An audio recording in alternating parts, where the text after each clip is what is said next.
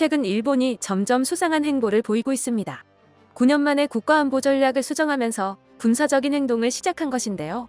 얼마 전에는 반격 능력 보유를 명문화하며 전쟁 가능한 국가가 되었음을 선포하더니 이번에는 독도를 일본 고유의 영토라고 못 박는 짓까지 서슴지 않았습니다. 얼토당토하는 소리를 연일 쏟아내는 마당에 한국을 포함한 주변 국가들도 일제히 반발했는데요. 일본과 수백 년 악연이 있는 한국은 사실 애초부터 일본이 이렇게 나올 줄 알고 비밀병기를 준비하고 있었다고 합니다. 바로 2026년 개항을 앞두고 있는 울릉공항인데요.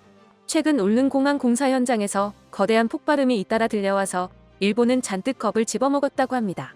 대체 울릉공항에서 무슨 일이 일어난 것인지 함께 알아보겠습니다. 얼마 전 일본이 평화헌법을 전면 부정하며 소위 불리는 국가안보 전략, 즉 안보와 관련된 세계 문건을 개정하면서 반격 능력 보유를 공식 선언했습니다. 언뜻 들으면 공격받을 때 반격하겠다는 거니까 기존하고 똑같은 거 아닌가 생각할 수 있는데요. 자세히 뜯어보면 말이 반격 능력이지 적의 공격이 예상되면 적 기지를 선제 공격도 할 수 있게 한다는 내용입니다.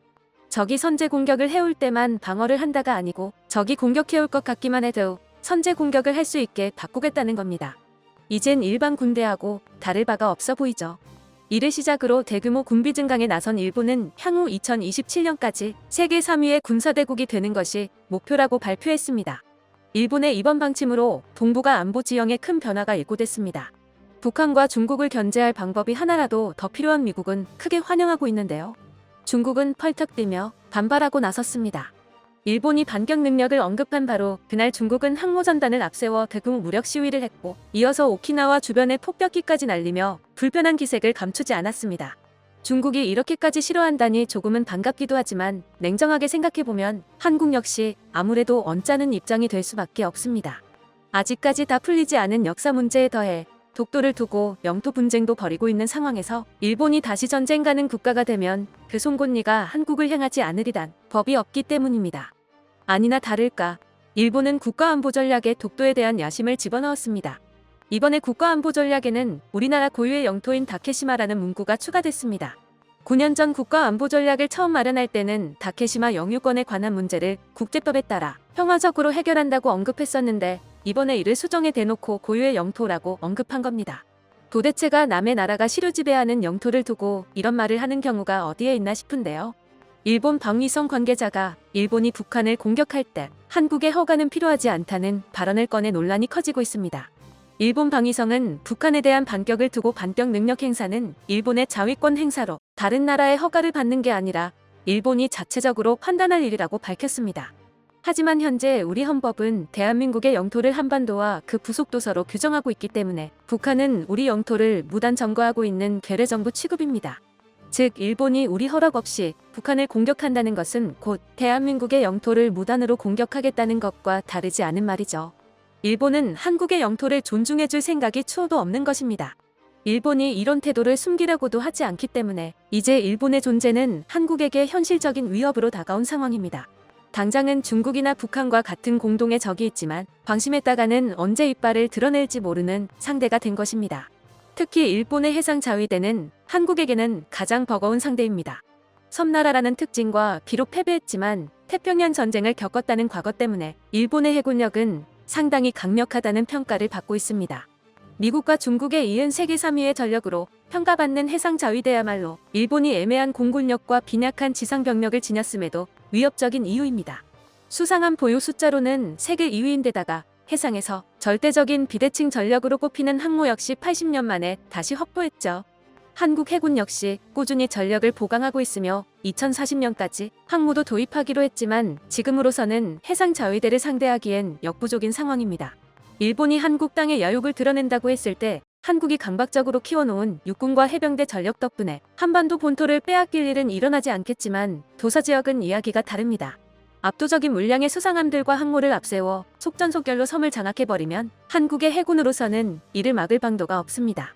일본이 유난히 독도에 집착하는 것도 여차하면 해군력으로 눌러서 점령할 수 있다는 자신감이 있기 때문일 것입니다. 섬을 잇따라 장악해 전초기지화하는 것은 일찍이 일본이 태평양 전쟁에서 미국을 상대하며 익힌 전술입니다. 소위 불치막모론이라고 하죠. 적절한 위치에 섬을 장악해 군공항을 건설하면 항모와 비슷한 기능을 해주면서도 절대로 가라앉지 않는다는 것입니다. 일본이 보기에 한국 공략에 있어 완벽한 위치에 있는 불치망모가 바로 독도인 것인데요. 뒤집어 생각해보면 반대로 한국에게 있어서도 일본의 동해 진출을 틀어막는 완벽한 불치망모입니다. 한국은 이미 한참 옛날부터 일본이 언젠가 평화응답을 내동댕이 칠 것을 알고 있었습니다. 그러면 지금의 일본이 정확히 그렇게 하고 있듯이 독도를 비롯한 도서 지역을 노릴 것이 뻔했죠. 한국은 일본의 수를 미리 읽고 독도와 인접한 울릉도에 공항을 짓는 계획을 이미 진행하고 있습니다. 명목상 울릉도 관광을 위한 민간공항으로 건설되고 있는 울릉공항은 현재 공정률 25%를 넘었습니다. 울릉도에서 유일하게 1만 톤급 이상 대형 선박이 들어올 수 있는 사동항 바로 옆에 들어서는 울릉공항은 절반 이상의 면적이 바다를 콘크리트로 매립한 구조물 위에 올라가게 되는데요. 평균 수심 23m, 최대 수심 31m에 달하는 깊은 바다를 콘크리트로 매립하는 무모해 보이는 계획을 한국은 신공법을 동원해서 빠르게 달성하고 있습니다. 바로 케이슨 공법인데요. 케이슨 공법은 바다에 항만이나 교량 기둥을 설치해야 할 때 콘크리트로 사각형 틀을 만들어 그 기반을 만드는 방법입니다. 기존 흙과 돌로 메우는 방식보다 훨씬 빠르고 튼튼하게 지을 수 있는 공법으로 항만 건설과 해상 구조물 건설에 널리 사용되고 있죠. 울릉공항의 경우 풍랑을 견뎌야 하는 부분인 측면부 가장자리에 케이슨 공법을 활용해 틀을 만드는데요.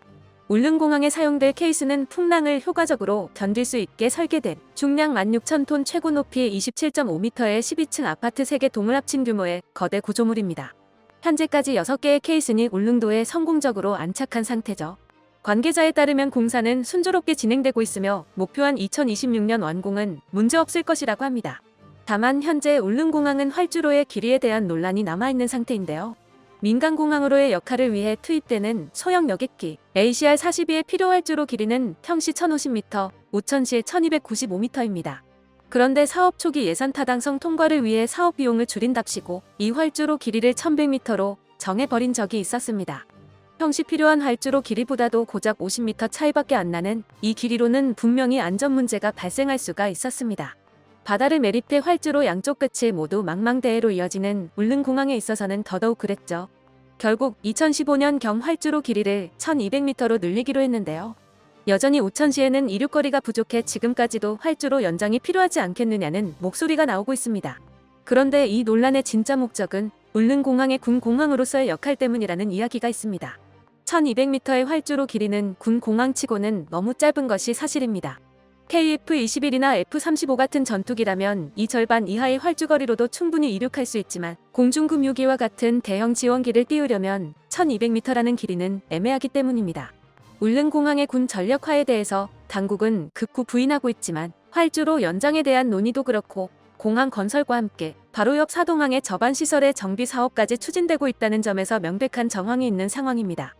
케이슨 공법이 채택된 이유도 군용기의 잦은 이착륙 부담을 튼튼하게 받아줄 활주로여야만 하기 때문이고요. 가장 결정적인 증거는 사동항과 울릉공항이 바로 뒤에 끼고 있는 가두봉을 관통하는 터널을 개통시킨 것입니다. 기존에는 사동항과 울릉공항에 가기 위해서는 가두봉을 빙 돌아가는 해안 일주도로를 거쳐야 했습니다.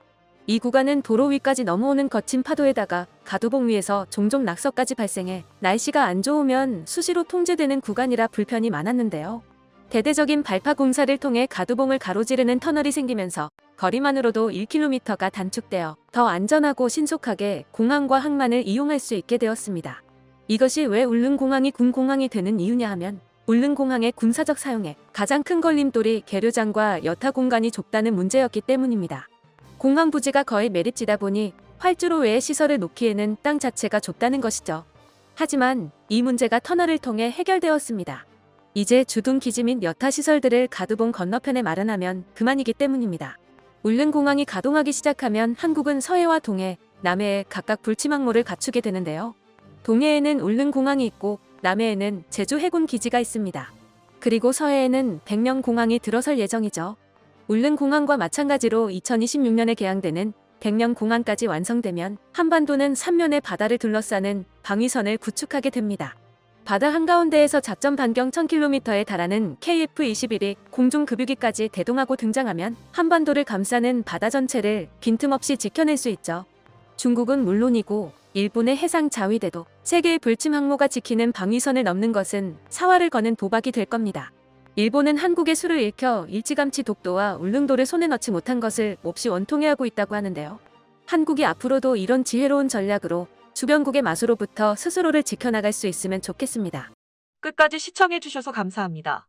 도움이 되셨다면 좋아요를, 다른 이야기도 궁금하시면 구독을 눌러주세요.